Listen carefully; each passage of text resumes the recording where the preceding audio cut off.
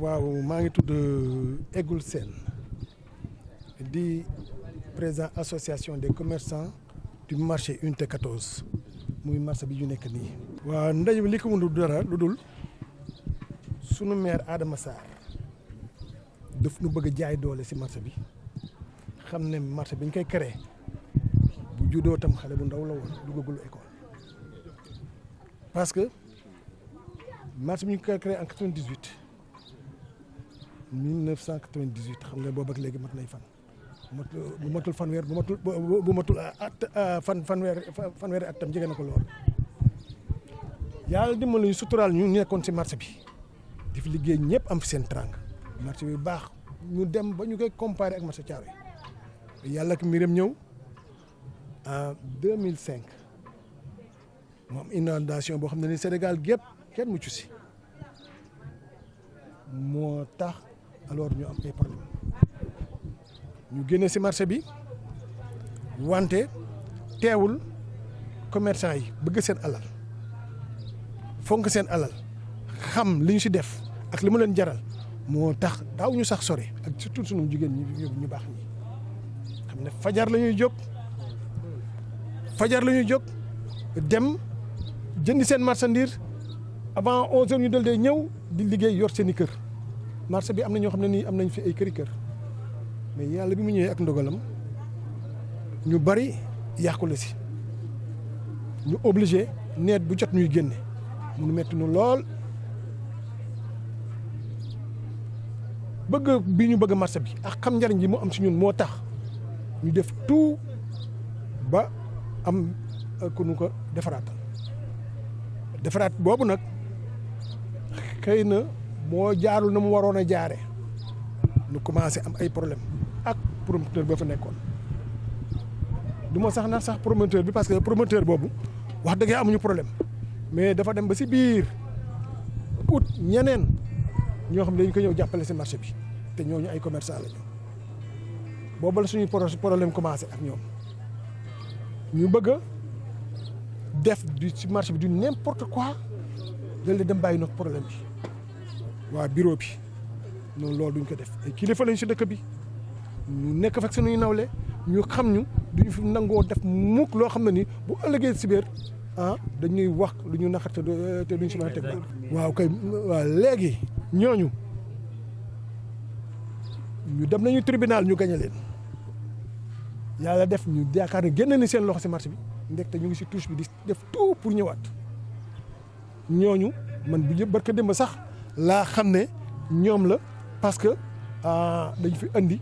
ay ñoo xam ne ni benn kii immobilière mu ne day defar plan marché bi maire nag ñoo nekk si mu ne par force day toj marché bi bu ko defee ñun la ñu fi defoon lépp jëndoon nañu suñu table sur 25 000 francs jóge fi dindi 50 000 75 jóge fi alors ñu defaraat ko ñu jaay table yi 200 000 francs 250 000 parce que ñi amoon rek la ñuy jox ñooy joxe 200 000 mais ku bëgg si ku bëgg ak 250 000 waaw ñu défense xaalis boobu yëpp si marché bi yàlla comme ni mu yàlla def comme ni ñu ko waxee ñun gagné nañu ñoom yaakaar ñu dem na ñu dal dee ñëw xamoon na ñu def ak maire ba maire ne par force day toj marché bi négocier nañu guddi négocier bëccëg bu fekkoon ne sax da koy teg si yoon bu fekkoon sax day teg li nga xam ne ni alors procédure normale la mais teg si kaw sosalaate ak def lu dul yoon parce que maire nag du ma leen ko jàngal c'est c'est un exécutant exécutif fu conseil municipal moo ko yor mooy exécuté mais quand même la décision revient au conseil municipal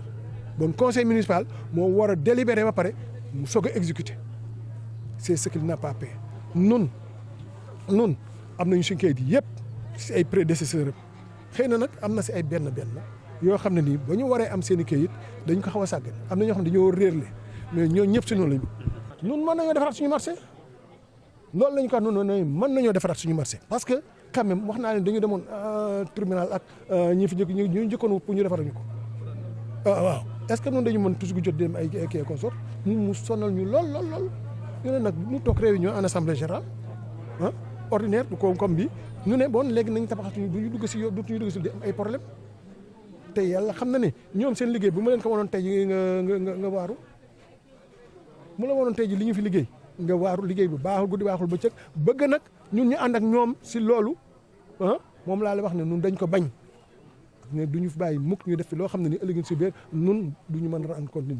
ñi loolu moo tax yeneen problème marché bi waaw yeneen problème marché bi moom xëy na moo ko gis mais ñun gisuñu ko parce que moom mu defoon li ko war marché bi da am mbalit waaw parce que moom électricité barka dem la andi ñeenti lamp 12 li mu def fii dara baaxul barka dem la ko def force directe la là aussi je préviens les autorités je fais tout le monde il y a 10 ans si ginnaaw nee naa woon bu fi kenn dugg parce que wóorul parce que force directe la ñu ko def te kii bi nu mu tudd force bi séjourné na si ndox mi pendant plus de 20 ans bon loolu wóoratul mën na ma à tout moment ba mu ñëwee ñu yaakaar ne day defar mu dal day ñëw daaneel dal bi si kaw def ay seng maintenir la même force mu nekk force directe là que tout le monde m'entende bu si problème amee nous ne sommes pas responsables du tout wax nañu ko. waaw forcing lay def mooy que alors ñun wax naa la ko sànq mooy que ñun noo leen gën a mën a liggéey fuuf te nous sommes décidés pour liggéey suñu bopp parce que xam nañu ne la ñuy wax noonu teguñu ko si yoon. masuñu sax proposé plan masuñu proposé dara dégg nga si da lay ñëw rek jékki-jékki ne alors day ñëw day liggéey par force ba pare nag ne day recenser recensement bu moo indi problème bi recensement bi def ne day recenser marché bi fekk ñun sax ñu ko bind ne dañuy recenser mais recenser dafa am yoon recenser doo ñëw rek ne diw moom rek la lay bind la lay dem kii amul kay noo koy def kii kay mi yàqu ma kii nga xam ne kay dañ ko war a régler noo koy def ñu nekk nag loolu booy recenser li ñu bëgg danañu ànd ak ñëw si recensement bi mais koo recenser xam ne kii moom kantinam jox ko kayitam soo ordre de placement mu ne du ko def xam nga lu tax mu ne du ko def parce que intention mooy toj marché bi te bu leen bindalee kayit du ko def mu ne moo tax mu ne du leen jox seen kii seen ordre de placement ñu nekk nag tant que nangoo doxal nit ñi seen ordre de placement parce que l'administration est une continuité am nañu kayit yi ñu war a am sa kayit bu jub parce que bu jëkkoon ay commission lañu tegoon commission yooyu jox la kayit léegi nga war ko régulariser xëy na da nga sàggan ba mel ni man régulariser mais kayit bi valable na bu la ko présenté kañ nga jox ko te loolu sax da ko ron nañu si ba moom fixé na ay prix cantine bu jëkkoon 10 000 francs la ñu ko doon defee avant lui si ñoom Gamboy ñoom ñi fi jaar ñëpp mais moom def ne cantine 25 000 la koy def ñu ne ko d'accord kii du ma bàyyi ma fen ngi ni dégg nga si table 5 000 lañ ko def mu ne 15 000 ñu defoon si loolu mais mu jékki-jékki ñee gis ko mu xaw ma dañ ko gis ko mu del mu reviré ne loolu def revirement ne dootu ko nangu te ñii ils sont dans leur droit wax naa la léegi l'administration est une continuité am nañu seen kayit légal na gis na ko mais defal ko kayitam son kii mu bañ a du ko def nag parce que tout simplement xam na ne bu ko defee te d'accord woon na ko de wax naa léegi d'accord parce que dafa xam ne bu ko xasee ba def ba bind ba signé dootu mën a toj wax nga dëgg parce que lépp lu ñuy def fii ñoom amuñu dara sax def dara te sous-préfet entraîné ko programmé woon nañu pour def ko nag mais lii wax naa leen duñu bett lundi passé la fi ñëw envoyé fi ay nit ñi dal dee mer di ma woon ñu ne dañ def assemblée générale daar mais déjà am naa ñu waxal ñoo xam ne nii sont des bras droits du sous-préfet j'ai écrit les demandes d'audience ak consort yooyu démb sax laa waroon dem foofu mais yàlla def ma am dëj Thiès si suba gi ma jóg dal dee dem moo tax déposé ma mais bu soobee yàlla lii comme taxawal nañ ko ba pare dinañu dem gis toutes les autorités muy le sous-préfet muy le percepteur parce que tam mu ngi def si marché boo xam ne du yoon taxe municipale boo joxee sa kii dañu la jox sa quittance c'est ton ticket mais dañu fi amoon problème déchets organiques yi muy xeeñ fii ba ñu am si problème ak waa quartier bi kaas mu dal ñëw ne solution bi lan la dal ñëw ne day jël 20 personnes yoo xam ne nii dañuy dagg ticket te du leen du leen jox reçu ndax safara dañuy joxe xaalis te du leen daggal ticket loolu c'est illégal pour que mu mën a fay directement foofu ma rappelé ne toutes les recettes yi war a jóge si marché dafa war a dem au trésor percepteur moo ko kii comme ça bu fekkee nag am na problème bu mu war a régler muy boobu da ko inscrire dans son budget bu ko inscrire dans son budget loolu bu jotee mu fay ko mais loolu gis nañu si gis leneen parce que 20 personnes la wax ne lay jël du ñu jox kii nu mu wuti du ñu joxe ticket léegi nous en sommes à 40 te 20 yi rek lay versé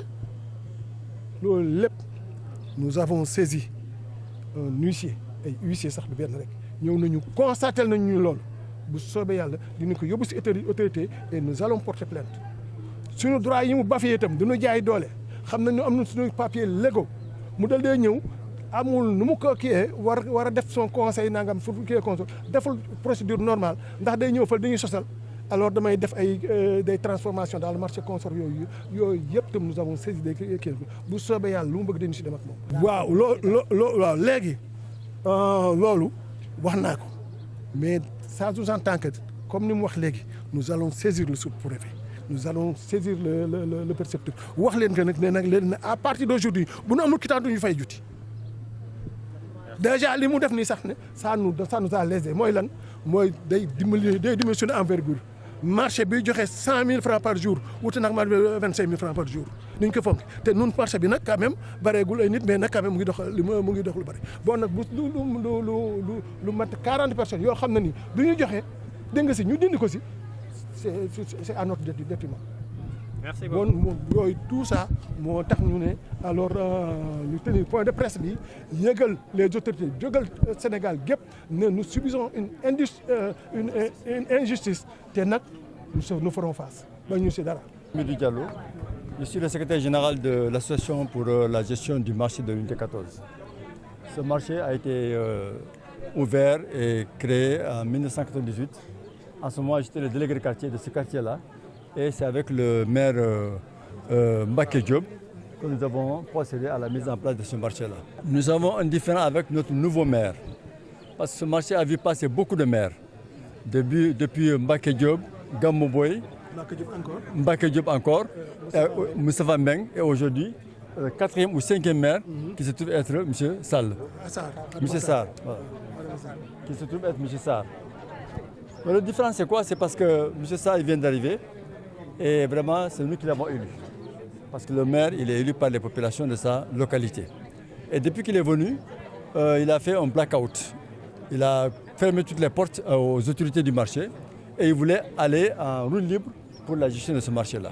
Un marché qui est déjà en péril parce que les toilettes n'existent pas, l'éclairage n'existe pas, l'aménagement des tables n'existe pas. Et ils sont venus, ils ont tout bloqué pour dire que même ceux qui ont des cantines, même c'est ce qu'il y avait des autorisations qui étaient délivrées par les premiers maires, que personne n'a plus le droit de construire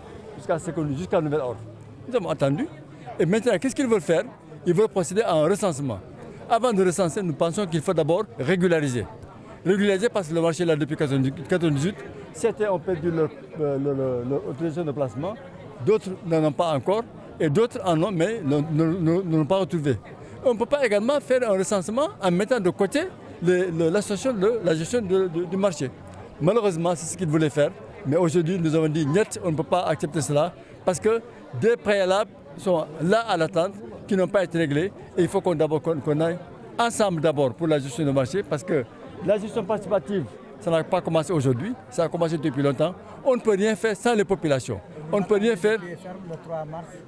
Et de pied ferme, nous attendons le 3 mars. L'action qui veut mener dans ce marché n'aura pas lieu sans notre participation à cette action-là. C'est pourquoi nous avons d'ardard demandé à organiser cette Assemblée générale extraordinaire pour nous entendre sur les actions à mener pour que notre marché soit géré de façon optimale et que nous puissions travailler dans la sérénité et que le marché revienne aux propriétaires des cantines. Aujourd'hui, les démarches ont été engagées pour saisir les autorités, en l'occurrence le préfet, le percepteur, le DESCOS, mais puisque nous avons été pris de court par les actions que le maire voulait mettre en place, nous avons estimé d'abord qu'il fallait nous entendre, qu'il fallait discuter, qu'il fallait avoir la même orientation par rapport aux actions du maire. C'est pourquoi nous avons convoqué cette Assemblée générale extraordinaire et que nous avons tenu tout à l'heure, Inch'Allah. La décision va sortir de cette rencontre. Cette Assemblée générale, ce n'est pas une décision qui sera prise par le secrétaire général, ce n'est pas une action qui sera prise par le président, mais c'est tous les propriétaires de cantines tous les commerçants qui travaillent dans ce marché, qui vont s'entendre sur les actions à mener pour que notre marché reste notre marché. Bien sûr, si c'est nécessaire, on doit le faire parce que si nos droits sont bafoués, c'est la justice et la voie normale et la voie légale pour régler ce problème. Non, vous savez, avant ce maire, il y avait d'autres maires. Et ces maires ont délivré des papiers. Ces papiers valent autorisation de construire des cantines. Parce que quand vous donnez un droit de placement à quelqu'un, vous donnez de facto la possibilité de mettre la place dans les conditions pour qu'ils puissent mener une activité. Et nous, c'est pourquoi il y a toutes ces cantines. Toutes ces cantines ont été construites dans ce ordre-là. Mais quand les nouvelles autorités sont venues, ils ont tout bloqué, ils ont tout arrêté pour qu'ils puissent mettre les choses dans un ordre que nous n'entendons pas. Un huissier est venu pour constater ce qui se passe, l'état des toilettes, parce que déjà les toilettes sont dans un état dangereux. C'est une fosse directe, une fosse qui est là depuis plus de 15 ans, donc dont les briques ne tiennent pas, et nous estimons qu'il est dangereux de faire utiliser ces toilettes par les populations. La collecte illégale des taxes également, nous l'avons constaté, on l'a fait constater par un huissier. Également, le refus de nous laisser travailler tranquillement, on l'a fait constater également, pour que tout cela soit mis sur un document qui tiendra de preuve.